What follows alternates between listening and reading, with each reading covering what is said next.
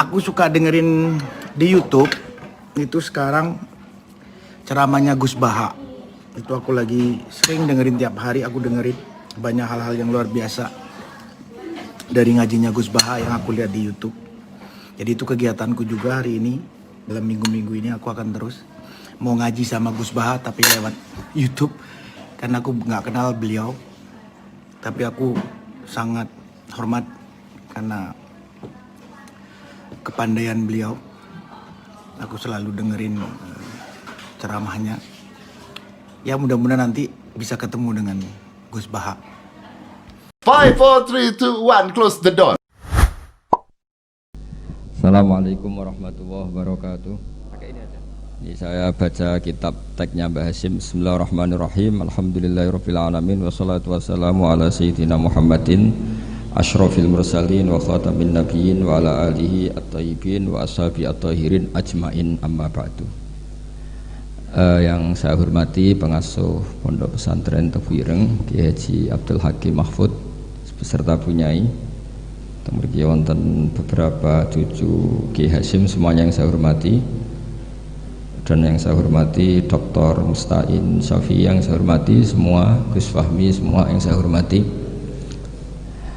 Saya langsung ke poin ya, bahwa orang yang sudah meninggal itu statusnya itu terserah anak cucunya, sehingga ini masalah besar. Jadi saya ulang lagi ya, jadi orang yang sudah meninggal itu dia berstatus apa itu terserah anak cucunya. Sehingga kalau anak cucu ini, kalau dalam bahasa Gus Hakim turosinya itu tidak dijaga, maka akan bahaya sekali. Dulu Nabi Ibrahim karena punya anak bernama Ishak, Ishak punya anak namanya Yakub, Yakub punya anak namanya Yusuf, terus Yusuf bin Yakub bin Ishak bin Ibrahim. Yakub ini oleh orang Israel diberi gelar Abu Bani Israel. Jadi nama lainnya Yakub itu apa? Israel. Sehingga ketika beliau wafat, dan kebetulan di negara Israel itu diberi bendera Israel. Dan karena Israel itu identik dengan Yahudi, seakan-akan Ibrahim itu ya pendiri Yahudi. Sehingga Allah membela-bela Nabi Ibrahim dengan kata-kata maka Ibrahimu Yahudiyam wala Nasrani, karena punya cucu yang meninggal di Israel dan dikira seperti itu. Kita tahu banyak guru-guru kita yang madhabnya ahli sunnah. Kalau menurut PBNU ditambahi ahli sunnah an-nahdiyah itu saya tidak tahu itu tambahan itu legal apa ilegal, tidak tahu itu. Tapi kalau anak cucunya itu kubu sebelah, itu nanti ya terus gak dikholi, terus diharamkan khol, kemudian pendapat itu seakan-akan warisan dari leluhurnya. Sehingga kalau dalam tradisi orang-orang Arab dulu, kama tasyarrofa bi Muhammadin adnan, jadi orang itu mulia bukan berdasar mbahnya tapi berdasar cucunya. Ini perlu dicatat ya. Bukan kayak orang Jawa keramat munut gandul apa keramat. Saya yakin andaikan Mbah Zubair tidak punya putra sebesar Mbah Mun, mungkin yang datang ke kholnya juga sedikit. Orang juga nggak bahas lagi Mbah Zubair. Baru kaca punya putra Mbah Maimun, punya murid Mbah Sahal dan yang lain-lain, orang bahas lagi Mbah Zubair. Andaikan Mbah Hasyim tidak punya murid sekali bertokoh-tokoh kayak Mbah Siddiq, abahnya Kiai Haji Ahmad Siddiq, Kiai Satori di Cirebon dan beberapa kiai termasuk Mbah Dowi, mungkin orang juga gak bakas Mbah Hasyim. Andaikan orang gak, Mbah Hasyim tidak punya putra Gus Wahid, tidak punya cucu, tidak punya menantu kayak Mbak Mak Somali yang ngarang Sorop, Mbah Muhaimin yang mendirikan Darul Ulum di Mekah, juga orang tidak akan bagi bakas Mbah Hasyim. Apalagi kalau cucunya terus kedonyan, terus pondok di pabrik, istaqobbalallahu minna minkum taqabbal ya karim gitu. Nah, terus sana ini kan, sehingga nah di sini nih kritiknya Imam Syafi'i terhadap murid-muridnya Imam Les. Itu tidak ada orang ahli fikih sepinter Imam Les. Imam Malik itu dalam fikihnya itu pinter Imam Les. Sehingga Imam Syafi'i yang muridnya Imam Malik pernah ngendikan alaitsu afqahu min Malik illa annahu daya'ahu ashabuh. Imam Lais itu lebih ahli fikih ketimbang Imam Malik. Tapi sing kurang ajar murid-e. Daya'ahu ashabuh. Murid-muridnya tidak mendokumen mazhab-mazhabnya Imam Lais. Akhirnya indiros itu hilang. Ini saya cerita dulu. Nanti bapak saya Kiai Haji Nur Salim itu cita-citanya hanya satu, aku kepengen hafal Quran kayak hafal Fatihah, dan itu kesampaian. Beliau dulu dekat sama Mbak Adnan Ali di sini. Saya dengan Gus Kiki ini dengan Gus Hakim juga senasab karena ya sama-sama zuriyah Mbah Sambu. Ini ada Lek kalau saya manggil Lek Laili ini. Saya seperti Kak Ida ya, kalau nggak pernah sepuh itu haram undang saya, ini harus dipegang. Karena ya agak kurang ajar lah, wong ndak lebih sepuh kok ngongkon itu kan ndak sopan itu. Jadi tapi kalau lebih sepuh ya saya nurut lah. Tapi begini, saya beri sekian contoh kualitas karangan. Ini yang mungkin alpa dari Mahat Ali. Ini saya tegur, betul-betul saya tegur. Dan ini niat saya baik. Saya sering meneliti karangannya Said Muhammad, banyak dan saya baca. Itu selalu wa sahbihi ajmain. Di sini Mbah Hasyim juga menghentikan wa ashabihi at-thahirin ajmain. Fa inna hadhil kalimata kalimatun fariqatun bainana wa bainas syiah. Fa inna nukrimu jami'as sahabah wa hum yukrimuna sahabiyan wa ahanu sahabiyan akhar. Itu harus disarai, jangan menjadi monoton ajmain. Saya ngaji di mana-mana selalu pakai khutbah yang konvensional wala ali washabi asmain. Selain males nggih khutbah sing engkek, juga gak tipikal orang engkek. Meskipun saya bisa bahasa Arab. Karena ajma ini kalimatun fariqah, bahwa yang membedakan kita dengan kelompok itu adalah kita menghormati semua sahabat. Sehingga Mbah Hasyim ketika mengatakan ajmain dengan energi yang luar biasa, bukan monoton ajmain. Nah sekarang banyak santri yang bilang ajmain itu mergo hafalane mau ajmain. Maksudnya piye ya ora roh. Pokoknya ngarepe nun Rabbil alamin mursalin ajmain. Itu santri kriminal itu harus ditobatkan. Kalau saya jadi gurunya, jadi Pak Musta'in itu tidak saya luluskan di Mahat Ali karena ngelafatkan ajmain ora Jawa itu ora paham. Jadi ajmain itu kalimatun fariqah bainana wa bainas syiah fa inna nukrimu jami'as sahabat. Jadi semacam maklumat, semacam apa? Maklum. Begitu juga menyangkut sholawat. Ini ada Bul Muta'alim, kebetulan saya kaji itu An-Naur Robek, karena itu cara saya memarahi Mahat Ali di sini nanti. Marahi itu bagus lah, karena kadang-kadang ilmu harus disampaikan dengan marah, tapi tidak emosi. Sayyid Zabidi ketika memaknai sholawat itu luar biasa. Sampean bisa ngecek di Fadhailus Sholawat ala Rasulillah SAW. Itu kalau ngendikan itu wah luar biasa. Nabi itu jadi nabi setelah Isa bin Maryam yang dituhankan. Kita tahu Isa itu solehnya masya Allah, nggak punya istri, nggak punya anak, nggak punya harta, nggak punya apa-apa. Dan kalau dipisai orang ya tidak balas, ditabok kanan dikasih kiri, pokoknya terlalu sempurna sampai dianggap anak Tuhan. Nabi itu jadi nabi itu setelah Nabi Isa. Nabi yang begitu dimuliakan sampai dianggap sebagai anak Tuhan. Sehingga Nabi itu ada traumanya. Saking traumanya Nabi itu kalau dahar itu di depan umum dan duduknya agak kurang priayi. Sehingga kalau ada orang lewat yang belum iman bilang hadar rajul alladzi yas'umu annahu nabiyyun ya'kulu kama ya'kulul abdu. Ini tahu orang yang mengira dirinya nabi, tapi kalau makan tidak priayi. Seperti makan gaya makannya budak. Tapi Nabi dengan rileks ngendikan wa ayu abdin a'badu minhu. Siapa budak yang lebih baik ketimbang keperbudakan saya? Muridan bidzalika abdullah. Beliau merasa itu sebagai hamba Allah. Tapi apa yang terjadi? Itu perlawanan Nabi terhadap status bahwa seorang Nabi itu Tuhan. Nabi melawan terus menerus. Sehingga ulamanya juga ikut mengatakan gitu. Di antara ciri khas Nabi apa? Al-a'rad al-basyariyah. Beliau harus punya sisi sebagai manusia. Karena itu bentuk perlawanan terhadap penuhanan Nabi, yaitu zaman Nabi siapa? Isa. Akhirnya Nabi itu daharnya ya ibadah, tidurnya ya ibadah, nikahnya ya ibadah. Justru barokahnya Nabi nikah, huwa basarun, buktinya yangkih, beliau menikah. Beliau juga basar, buktinya punya anak. Jadi semua yang terjadi pada Nabi itu bentuknya semuanya tauhid. Nafyul uluhiyah anil basar dan isbatul uluhiyah hanya kepada Allah Subhanahu. Harusnya Mahatali itu punya kualitas seperti itu. Sehingga wong ajmain nggak ditakriri, ini saya curiga. Piye ya kalimat sepenting itu nggak ada penjelasannya, nggak ada tahqiqnya. Ini yang keliru, semoga gurunya. Nggak perlu pengasuh, nggak berani ya.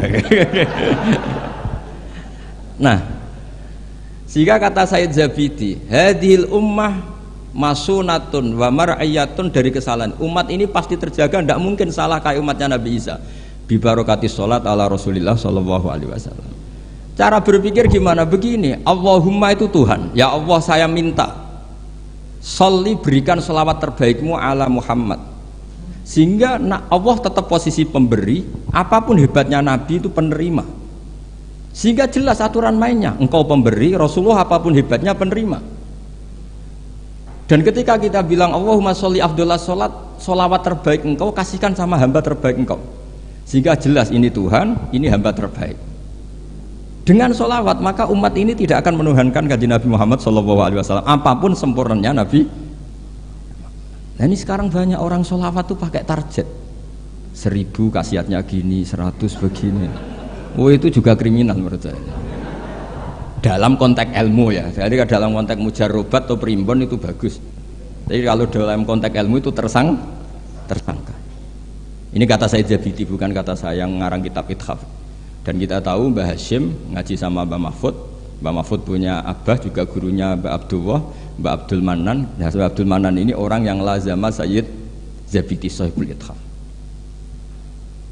Itu luar biasa. Saya mohon ilmunya Mahatali seperti itu. Sehingga kata Said Zabidi, wa Muhammadun wa in jalla qadruh yahtaju ila sholatihi ta'ala. Apapun hebatnya Nabi, jalla qadruh tetap butuh pada Allah.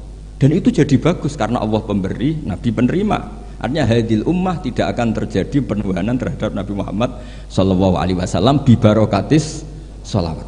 Dengan pemahaman seperti ini. Sehingga Said Muhammad kalau muji Nabi, semua ulama kalau muji Nabi pasti tidak meninggalkan kata yang ada di Burdah, dak mad da'at hun nasara fi nabihim. Wis ke muji Nabi sak karep-karepmu, tapi dak ninggalo sira ma ing perkara iddaat hun nasara fi nabihim. Hindari pengkultusan yang berlebihan kayak yang dilakukan orang Nas. Tapi setelah itu dak mad da'at hun nasara fi nabihim wahkum bima syi'ta madhan fihi wahtakimi. Setelah kamu enggak terjebak paham Nasrani, silahkan muji Nabi setinggi-tingginya. Fansub ila adatihi masyi'ta min sarafin wansub ila qadrihi masyi'ta min idhami fa inna fadla rasulillahi laisa lahu haddun fayuriba an hunatikun bifami, dan seterusnya. Jadi ini Mahatali, bukan mubtadiin, bukan anak-anak TK. Jadi saya dulu dikasih Gus Fahmi itu siapa, pokoknya kitab ini pernah tak pelajari. Tapi saya senang belajar yang agak tukaran. Jadi kitabnya Basim agak serius saya pelajari itu memang Al-Jasus Antahrimin Nagus, karena saya punya yang dari Maktabah Turmusiyah sudah geger sama saya Fakih Mas Kumambang, itu dijadikan satu. Jadi kitab seri itu Gus Fahmi, seri tarungnya itu. Tapi nggak apa-apa, ini kan ilmiah jadi bagus. Dulu tuh lama kalau bentrok itu rukun, nggak kayak sekarang. Biasa debat ya lucu saja karena ilmu. Sekarang enggak. Imam Syafi'i itu ya biasa ada cocok sama Malik. Padahal Imam Malik itu gurunya, tapi urusan apa? Urusan ilmu. Sehingga cerita di keluarga Termas itu paling masyhur. Saya pernah ngisi acara akhir sanas di Termas itu. Mbah Hashim tuh mau ke Termas sama Mbah Dimyati, semua kentong beduk disterilkan. Karena yang datang Mbah Hashim yang ngaramkan beduk sama kentong. Itu Mbah Hashim senangnya bukan main, karena pondok Termas setua itu nggak pakai kentong dan beduk, berarti seide. Setelah jagungan sama Mbah Dimyati, ternyata ada santrinya. Sampun Mbah beduk mun kalau dilihat sedanten. Saya itu kaget ya. Oh ternyata akal-akalan itu. Saking lugunya santri pas masih jagungan sama Mbah Hashim. Sampun kalau dilihat sedanten Mbah kentong kalian beduk mon aman. Tapi Mbah Hashim sudah di situ. Saking lugune, saking gobloknya terserah lah. Dan itu dulu nggak masalah. Dulu nggak masalah. Karena penghormatan pada ilmu. Abu Hanifah itu tidak pernah kunut. Imam Syafi'i ketika sholat di masjid Abu Hanifah tidak kunut. Ikroman di hadzal madhab. Saya memuliakan madhabnya Abu Hanifah. Jadi saya mohon kualitas ilmu itu dijaga, terutama yang semacam maklumat. Kayak tadi Mbah Hasyim bilang wa ashabihi at-thayyibin ajmain. Kata ajmain itu penghormatan. Kata at-thahirin juga penghormatan. Ciri khas ahli sunnah adalah berpendapat kullu ashabi rasulillah udulun. Semua sahabatnya Nabi itu adil. Entah Bani Umayyah sekalipun itu adil. Sehingga Imam Bukhari meriwayatkan kadang ya dari Abi Sufyan, dari Muawiyah. Dan itu Mbah Hasyim terang-terangan nyifati ashabihi at-thahirin. Nah, jadi ini maklumat. Lagi-lagi gak ditahqiqi ini. Ya, jadi ini rektor sih. Ya sudah tahu ini kemana. Pokoknya saya ngomong saja biar punya kegiatan. Loh, karena ini majelis ilmu sehingga saya agak kasar lah karena ini majelis ilmu. Jadi orang itu harus, makanya dibak berjanji itu punya kualitas luar biasa itu juga karena maklumatnya. Misalnya ada orang yang memahami mbah-mbahnya Nabi itu begini. Dijawab oleh dibak berjanji oleh Simtudurar bahwa mbah-mbahnya Nabi luar biasa. Wa kaifala wa sayyidul akramu sallallahu alaihi wasallam wasitatuhul muntaqah. Nabi itu orang suci, enggak mungkin berpindah-pindah ke rahim yang najis. Nanti Nabi ikut mutanajjis. Jadi walam yazalillahu subhanahu wa ta'ala yang kulun min aslabi tahirati ila arhamis tahirati sakit hatta akhrajani Allah min baini abawaya wa huma lam yaltaqiya ala sifahin qad hafidhal ilahu karomatan di Muhammadin abahul amjada sonal ismihi tarakus sifaha falam yusim. Itu maklumat saratun saronuru nubuwati fi asari hurorihimul bahaya wa badara badruhu fi jabini jaddihi Abdul Muttalibi wabnihi semua itu maklumat. Nah, sebuah karangan kayak Mbah Hasyim itu harus semuanya maklumat. Jadi ketika beliau Mbah Hasyim menghentikan adabul alim, orang alim itu banyak tapi harus punya adab. Jadi orang dulu itu kalau ngendikan kualitasnya itu luar biasa. Ya hanya sederhana sebenarnya bilang ajmain tapi kualitasnya luar biasa. Atau bilang Allahumma sholli ala Muhammad. Kualitasnya luar biasa. Allahumma itu pemberi, Muhammad penerima, sehingga enggak akan terjadi menuhankan Muhammad. Terus sama ulama diteruskan dengan menambahi sifat al-a'rad al-basari. Jadi dugaan saya dan saya berkeyakinan Nabi Muhammad ketika dahar di depan umum dengan Nabi Isa yang sedang sholat itu afdol Nabi Muhammad sedang dahar, karena dengan dahar itu ada nafsir rububiyah. Beliau memaklumatkan diri bahwa saya tidak Tuhan. Nah, ini di sini kenapa Allah muji Nabi Muhammad kadang dengan pujian yang sederhana. Wa ma arsalna qablaka minal mursalina illa innahum la ya'kuluna at-ta'ama wa yamshuna fil aswaq. Karena akluhum at-ta'am adalah maklumat bahwa beliau-beliau tidak Tuhan.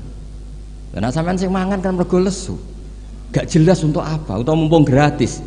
Gak ada ibadahnya sama sekali gitu. Gak ada ibadahnya sama sekali.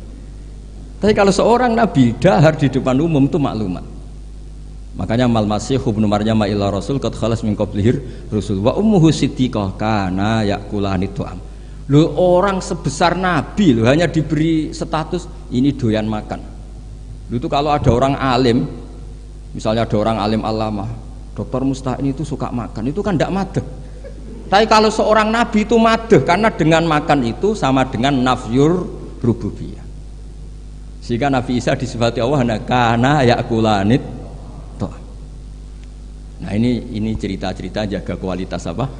Ilmu, matali. Jadi ya sudah seperti saya di sini, jauh-jauh dari Rembang ke sini, ini jaga kualitas adab. Wong diutus cucunya Mbah Hasyim. Tapi tidak tahu kalau keseringan yang nyuruh yang agak dolim enggak. Tapi saya sudah benar jaga apa? Adab. Ini ada bulik saya karena sama-sama cucu dari Bani Abdul Aziz. Tapi ini cerita ya. Jadi ilmu itu harus dijaga kualitasnya. Sama seperti ulama dulu bilang begini. Tafsir Jalalain misalnya. Tafsir Jalalain itu kalau ngarang sederhana, tapi kualitasnya masya Allah. Wa yuqaddaru qabla qaulihi ta'ala iyyaka na'budu qulu. Hanya gitu tok, tapi itu kualitasnya luar biasa. Sekarang anak-anak Mahatali ini enggak ngetes gurunya, anak-anak saja biar kalau salah pantas. Kalau guru kan enggak pantas, apalagi pengasuh, ini anak-anak saja. Iyyaka na'budu itu dawuhnya Allah pada dawuh Kanjeng Nabi. Ndak anak-anak aja disuruh jawab murid jenengan. Iyyaka na'budu itu dawuhnya Allah pada dawuh Kanjeng Nabi. Itu kalau Quran itu dawuhnya siapa? Kalau itu dawuh Allah, Nabi, Allah ngendikan itu kepada Nabi, problem enggak? Kepadamu kami menyembah. Problem enggak? Problem. Untuk menghilangkan problem itu sebetulnya sebelum iyaka itu ada kata kulu atau kul. Muhammad, kamu harus mengatakan iyaka na'budu. Bukan Allah langsung ngendikan kepada Nabi iyaka na'. Kalau begitu maknanya berarti aku nyembah kue. Fatal enggak? Fatal. Jadi kelihatannya hanya sederhana, wa yuqaddaru qabla qaulihi ta'ala iyyaka na'budu qulu. Karena hanya dengan cara itu makna menjadi sah. Yaitu Nabi dilatih Allah, Muhammad katakan iyyaka na'budu. Akhirnya Nabi menirukan iyyaka na'. Memang iyyaka na'budu dawuh Allah, tapi yang dilatihkan untuk Kanjeng Nabi. Jelas nih. Nah itu cara jaga kualitas apa? Jadi hal-hal yang kecil itu. Begitu juga koma atau fasal. Alhamdulillahilladzi anzala ala abdil kitab wa lam yaj'al lahu iwaja qayyima. Itu kalau tidak difasal dengan sakta, maka maknanya Tuhan yang tidak menjadikan Quran itu iwajan, tidak dibikin bengkok, qayyiman ya tidak dibikin. Berarti Quran itu ya agak bengkok, agak lurus. Itu fatal. Tapi kalau diberi jeda fasal atau sakta, Allah tidak menjadikan Quran sebagai yang bengkok, berhenti. Maknanya agak bengkok itu apa? Qayyimah. Nah, makanya terus ada sakta. Karena dengan sakta itu qayyimah menjadi penjelas lam yaj'al iwaja. Tapi kalau langsung maka ada tasallutul amil lam yaj'al pada iwaja. Tapi kalau dikotok, dipotong, itu Allah yang tidak menjadikan Quran sebagai iwaja, berhenti. Tidak iwaja itu apa? Qayyimah. Sehingga terus diharuskan ada sakta. Jadi ibarat ginilah, saya sebagai kiai Anda bilang, cung celokno Zaid, cung ojo nyeluk Zaid, berhenti Umar, mana jangan nyeluk Zaid, tapi panggilkan Umar. Tapi kalau jangan panggilkan Zaid, Umar, Bakar, semuanya dilarang dipanggil. Nah, sehingga kamu jangan hanya mentang-mentang ngaji, pokoknya anut guru sakta, jangan seperti itu tidak mahatali. Maksudnya sampai tahu kenapa harus terjadi apa? Sakta. Begitu seterusnya di surat Yasin. Qalu ya wailana manfa'atana min marqadina hadza ma wa'adar rahman. Ketika orang-orang kafir bangkit dari kuburan, itu mereka tanya, manfa'atana min marqadina. Siapa sih yang bangkitkan kami? Enak-enakan mati kok ada yang bangkitkan. Nah, ini qaulu mustafhimin atau su'alu sa'ilin. Terus dijawab hadza ma wa'adar rahman wa sadaqal. Ini sudah janji Allah. Nah, berhubung hadza itu qaulu mujawibin. Yang pertama qaulu sa'ilin dipisah dengan sakta. Jadi sakta itu tidak main-main, memang satu keharusan. Kalau dibaca langsung ya mamba'atana mim marqadina hadza, berarti siapa yang bangkitkan kami, yang bangkitkan Allah, ngomong-ngomong dewe dijawab-jawab dewe. Ya iku gak mahatali. Jadi kualitas ilmu itu dijaga sampai sedemikian rupa. Nah, makanya saya baca An-Naur Robe itu luar biasa ketika Mbah Hashim memberi warning, ilmu itu dijaga kualitasnya per item, per huruf, karena kualitasnya ilmu ya di situ itu. Ya saya ulang lagi, kualitasnya ilmu di situ. Sama-sama mengatakan ajmain. Tapi kalau mengatakan orang sekali Said Muhammad, sekali Mbah Hashim, sekali Mbah Mun, Mbah Karim, Mbah Maksum Ali itu maklumat. Iki locong ahli sunnah. Ciri khasnya apa? Ikramu jami'is sahabat.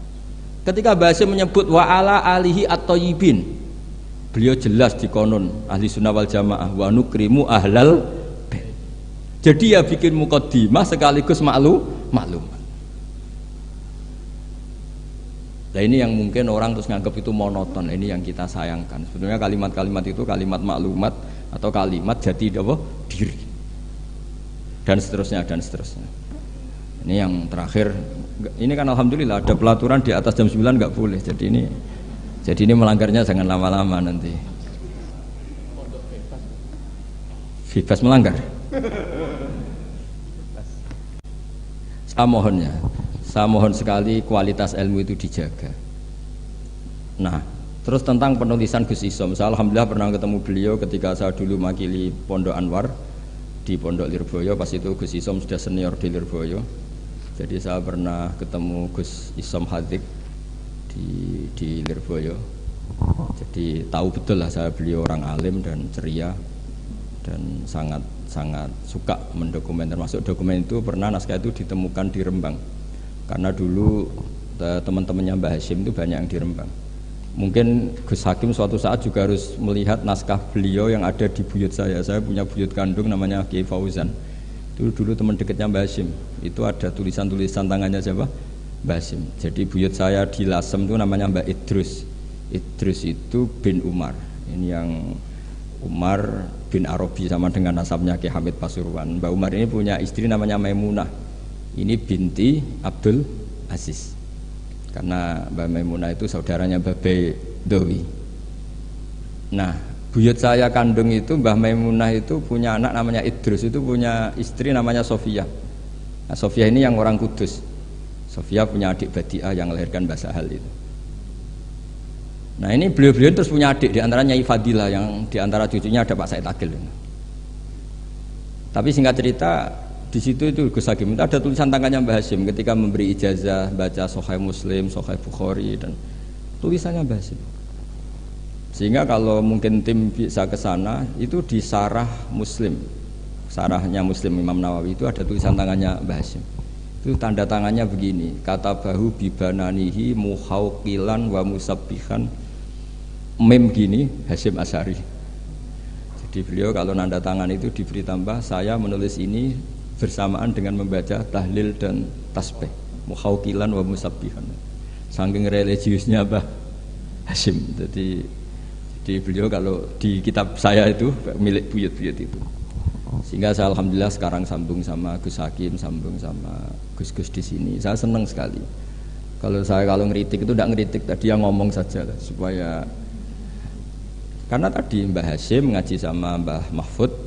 Maksudnya di antara gurunya Mbah Mahfud selain Syekhona Khalil, dan Syekhona Khalil fi akhir hayati ketika Mbah Hashim baca Bukhari, beliau datang ke sini, kila istafada minhu sebagai bentuk pengakuan kalau Mbah Hashim adalah tokoh yang luar biasa. Sehingga hadara majlisahu syaikhuhu.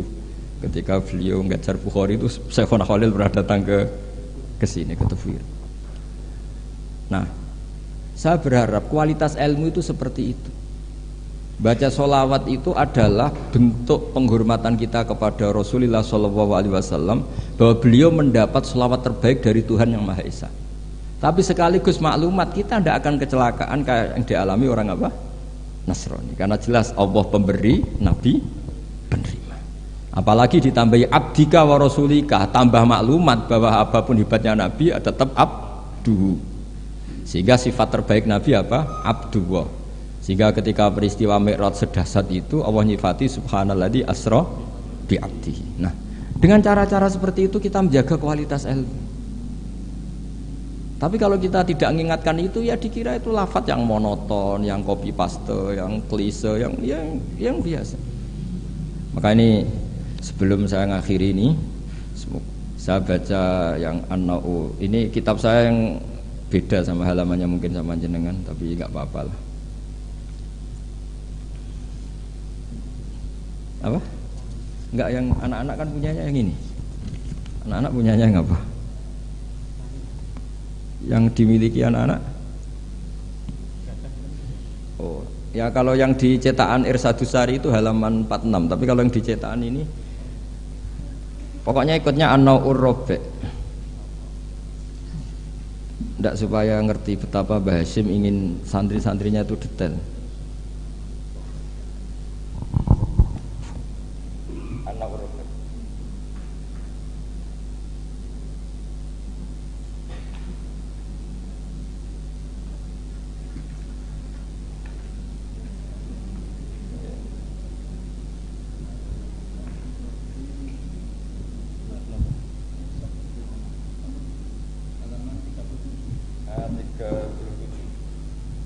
Tapi yang saya baca yang 37 mulai warrobi ayyusohika mayakroh. Ya anak-anak, kalau yang punyanya pakai yang kecil itu halaman 37 An-Na'ur Rabi' dan di warrobi'. Ya, An-Na'ur Rabi' dan di yang warrobi'. Ayyusohika mayakrohu qabla khifdihi tashihan jayidan. imma ala syekhi aw ala ghairihi mimman yutkinuhu wa yahfazuhu ba'da dzalik hifdzan muhkaman summa yukarriruhu ba'da hifdzihi tikrara muwadhifin. Terus sak teruse waqat taqaddama annal ilma la yu'khadhu minal kutub fa innahu min adharril mafasid. Jadi kalau orang hanya ngaji gak pernah ditasihkan guru, kata Mbah Hasyim itu min adharril mafasid. Karena itu masyhur di kalangan kiai itu. Makanya di kalangan kiai itu masyhur gara-gara titik wong mati itu. Ada santri gak pernah mengkonfirmasi baca Hayyatun Sauda Dawaun min kulli da. Kitabnya dia itu titiknya 2. Jadi ular yang hitam itu obat dari segala penyakit. Nyalirah ular hitam dan itu kobra. Taqabbalallahu minna minkum, akhirnya mati. Nah, padahal sebetulnya itu teksnya Habbatun Sauda. Tapi kitabnya dia kelebihan titik dibaca Hayyatun Sauda. Harusnya kan Habbatun Sauda. Makanya sama dengan Sa'duna fid dunya yang lagu kesangane Mbah Mun itu isfa'u lil mukhtar sebetulnya itu, karena isfa'u nyafaati sira kabeh lil mukhtar mari wong sing bingung bila nuqtah. Nah, tapi nanti kalau setelah muji Sayyidah Fatimah wa abihal mukhtar bil kha, karena maksudnya Kanjeng Nabi. Nah, hal gitu itu harus ditasih, jangan dengernya yang paling populer mukhtar terus semuanya. Masa berarti isfa'u nyafaati sira kabeh lil mukhtar mari Kanjeng Nabi sing dipilih. Sing butuh syafaat iku kowe ra Kanjeng Nabi, bocah kok sembrono. Nah, halal gitu itu ini pesannya Mbah Hasyim. Murid itu harus menaskah bacaannya. Ayu sahiha ma yaqra'uhu qabla hifdhi tashihan jayidan imma ala syekh au ala ghairihi mimman yutkinuhu. Makanya saya alhamdulillah termasuk Gus modern yang sampai sekarang terima sorogan. Mulai diantaranya cucunya orang alim-alim top. Ya enak mumpung nompo sorokan iso ngamuk lah. Karena saya dulu ya barokahnya pernah sorokan sama kiai-kiai saya di sarang, utamanya sama Mbah Mun dulu. Mbah Mun kalau ngecek muridnya gini, apa Pak Rozikin siapa? Roziki apa Rozikin? Kalau Rozikin ya salah, satu orang kok jamaah ini. Tapi ya gak apa-apa, jeneng gak pakai, gak pakai nanya, gak jelas sih. Nah ini kan ngaji ilmu, jadi ya yang salah disalahkan. Tapi bukan berarti salah betul ya, enggak, ya ada salahnya. Dulu itu Mbah Mun tuh kalau ngetes muridnya itu sebelum seminggu disuruh bikin teks khutbah. Lama-lama sebelum 1 hari, lama-lama sebelum 1 jam. Kalau 1 jam kok putrane sudah bisa bikin, berarti pinternya bahasa Arab sudah malakah. Saya dulu belajar Sahih Muslim itu yang baca saya di depan Gus Subak putrane Mbah Mun. Saya sering disuruh baca kitab di depan Mbah Mun. Sehingga saya baca kitab itu pede, bukan karena sombong. Saya baca depan Mbah Mun saja berani, kok di depan Mahatali Tebuireng enggak berani ini kan. Wong tak bodoni ya boroh-boroh kan gitu. Kan.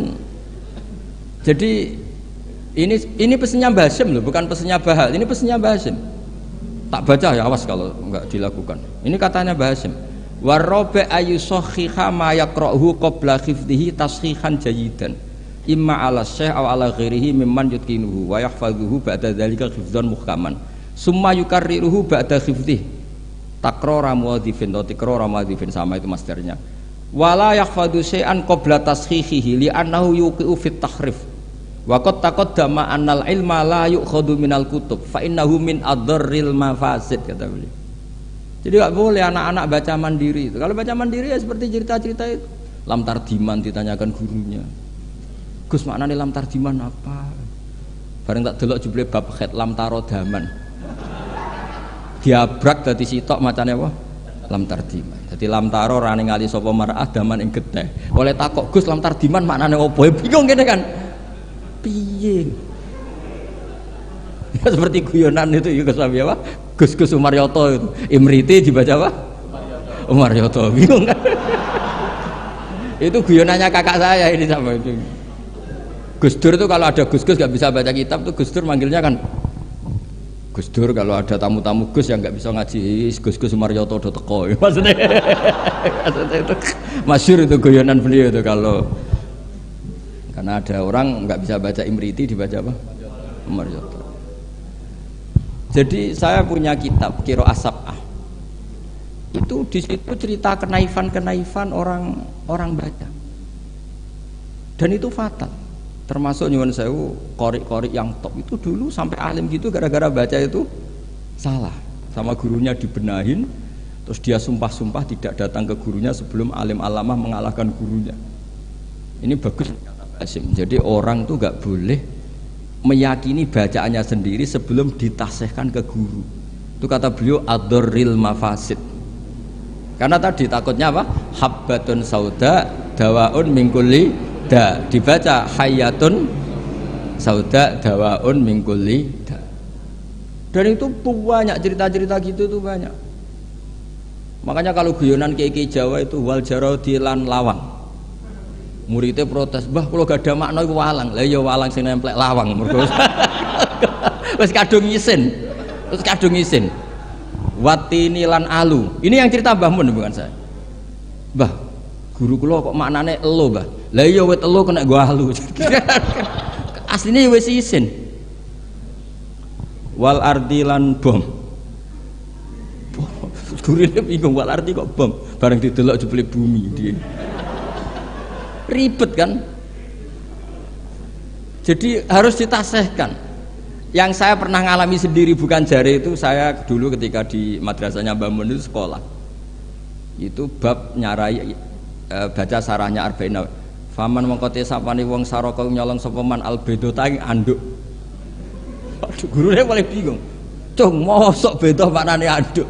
Jebule endok. Tulisannya kan karena tulisannya sama. Nah, ini bagus ini kata Mbah Hasyim ini min ad-darril mafasid. Nah, termasuk asal usul di karangnya nahwu juga karena itu. Ada orang Arabi kila datang ke Sayyidina Umar, wakila datang ke Sayyidina Ali. Si jelas Arabi tadi bilang gini, "Ya Umar, ya Amirul Mukminin, kalau Allah saja agak ngurusi Rasulnya apalagi saya." Terus lima ada kenapa? Terus dia baca innallaha bari'um minal musyrikina wa rasuli. Dia baca dengan apa? Jer. Berarti Allah tidak ngurus orang musyrik juga agak ngurus Rasulnya. Terus masyhur tuh Sayyidina Ali ngutus Abul Aswad Ad-Du'ali kila Yahya bin Ya'mar disuruh ngarang bab ataf. Jadi pertama nahwu dikarang itu bab ataf. Nah, ternyata Abul Aswad Ad-Du'ali juga punya trauma. Sebenarnya kan bacanya wa rasuluh menjadi istinaf. Inna wa bari'un minal musyrikin wa rasuluhu bari'un aidon. Nah, Imam Abul Aswad Ad-Du'ali juga punya trauma. Putrinya itu yang masih muda, masih anak-anak, ketika mengagumi perbintangan bilang ma ahsanus samai. Terus Abul Aswad Ad-Du'ali jawab ya nujumuha. Karena dengan dibaca seperti itu maknanya menjadi pertanyaan, langit itu yang baik apanya, Bah? Ya nujumuha. Allah innama ajibtu min husniya, saya ini kagum langit begitu baik. Mestinya bacanya ma ahsanas sama, duhai begitu indah. Tapi dia bacanya ma ahsanus samai. Jadi artinya kalau bacaan nggak benar itu ya tadi min ad-darril mafas. Jadi ini pesannya Mbah Hasyim. Jadi kata beliau apa ini waqad taqaddama annal ilma la yukhadhu minal kutub fa innahu min ad-darril mafasid. Makanya nyuwun sewu sampai ada aliran wahdatil wujud, ada aliran-aliran menyimpang. Kadang takbirnya ya ada di Ihya, di Futuhat Makkiyahnya Ibnul Arabi. Tapi mereka baca tanpa guru sehingga ditakwil dengan khayalnya sendiri. Makanya man ta'alama bila syaihin fa syaihuhu syaitan. Jadi Mahatali sini harus ekstrim. Jangan main-main. Ini fatwanya Mbah Hasyim menyebut min ad-darril mafasid. Bayangkan kalau gurunya min ba'dil mafasid. Wah, itu kan malah fatal lagi kan? Minal fasid akhoda minal fasid wa akhoda minal fasid. Nah, dikira induannya juga pas. Makanya kembali tadi statusnya Mbah itu terserah anak cucunya. Terus saya pernah Gus Hakim itu pernah saya di Palestina apa Israel lah terserah istilahnya. Ke makamnya Nabi Dawud itu nangis loh. Karena mereka bilang King David dan dikemuli bendera Israel. Ya coba misalnya ndak ada Quran, kita ndak punya Quran, pasti bilang Nabi Dawud itu Yahudi dengan atribut seperti itu. Ya dengan atribut seperti itu. Makanya Nabi Ibrahim itu luar biasa karena bejo di cucu Nabi Muhammad SAW yang dapat Quran yang membebaskan Ibrahim dari tuduhan Yahudiyah maupun Nasraniyah. Terus diumumkan maka anak Ibrahim Yahudiyah wala Nasraniyah. Loh kenapa sampai ada ayat itu? Karena Nabi Ibrahim itu dikelola mereka, berarti disetatuskan oleh mereka, dan mereka itu Yahudi. Artinya nasib anak cucu, nasibnya mbah sudah meninggal, terserah anak cucunya. Misalnya nyuwun sewu loh, mbah saya itu misalnya orang alim. Wong alim biasanya kan rodok keramat lah. Biasanya terus tanah yake. Memang buyut saya tanah yake. Mbah Hasyim juga tanahnya banyak. Mbah Wahab juga tanahnya banyak. Terus anak putune serai iso ngaji, orang nganggep iku barokatul ilmi. Dhisik mbahku iku kedonyan, mulane warisane akeh. Ya ribet loh. Ribet gak kira-kira? Ya dia ndak punya ilmu, mau apa coba? Mbahku dhisik kedonyan, kerja keras, buktine warisane akeh, ya ono sapi, ono pitik. Berarti mbahku penggemar pitik. Ribet. Tapi nak ngaji, mbahku seneng pitik, mergo suarane pitik ku tasbih. Mbahku seneng sapi, sapi ku an'am. Guling-giling nikmati Allah. Lho Mbah Mun nganti sepuh itu masih punya wedhus sing rumah itu kanca kula, nganti sepuh wedhuse kathah. Mergo mamin nabiyyin illa waqatra al-ghanam, ndak ada nabi kecuali. Nah, artinya apa? Nak misalnya anak puture ngalim, kan mesti ditampil ngono. Jebule abahku seneng wedhus. Jadi gara-gara ralim ini kan mesti macane nganggo ilmune.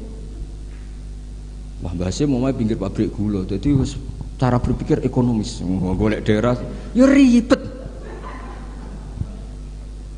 Lah kok Mbah Hasyim mondok Mekah dari Mbah Hasyim seneng plesir, buktine taune Mekah, ribet. Mbah Agep kerja ning Bin Laden, wah ribet. Jadi mbah iku nasibe gantung. Nah, ini melani Gus Isom luar biasa, beliau ya tadi seperti kata tadi nulis terus diurip-urip meneh. Hidung ya jelas ya. Wong ini ngamuk sinten ya ora jelas, pokoke ngomong ngono ae Sus. Kowe salah paham ya karepmu, ora karepmu, pokoke niki ikhlas wonten mawon pokoke. Mboten maksud kula niki kula dari anak Gus Hakim dikek hak ngamuk, dadi ya sudahlah. Ngamuk itu butuh majelis. Jadi ya memang seperti itu. Coba nyuwun sewu beberapa orang top. Itu kan yaminna. Orang tahu semua lah, Sarah itu istrinya Nabi Ibrahim. Itu sak dhuwure bunyai, zaujatun Nabi. Tapi sing wani nganggo jeneng Sarah itu rata-rata wong non muslim. Akhirnya seakan-akan Sarah itu figur yang non. Boleh sekali-kali neng-neng itu anake jeneng Sarah. Ben bunyai Sarah. Sing mulang kitab Sarah. Ikuti kata bunyai. Dan ya lu yo Nabi. Gara-gara yang pakai mereka seakan-akan ya kubu. Mereka boleh sekali-kali Gus-Gus jenenge Daniel, Yusua, Yasa. Jadi status itu karek anak putu. Jadi ini cerita makanya kama tasyarrafa atau kama takarrama bi Muhammadin Adnan. Jadi Sayyid Adnan itu mulya gara-gara dia putu sing jenenge Kanjeng Muhammad sallallahu alaihi wasallam. Sehingga orang nyari-nyari Muhammad kok iso top ngono iku anake sapa sih, bae sapa sih, buyute sapa. Sama, orang kayak Mbah Hasyim itu dicari-cari, Mbah Hasyim itu turunan mana sih kok sampai stop itu. Akhirnya diketahui Hasyim bin Asy'ari bin Wahid terus bin Anu Sarwan bin siapa sampai Mbah Sambu dan sebagainya. Itu versi catatan yang di dokumen Nasem.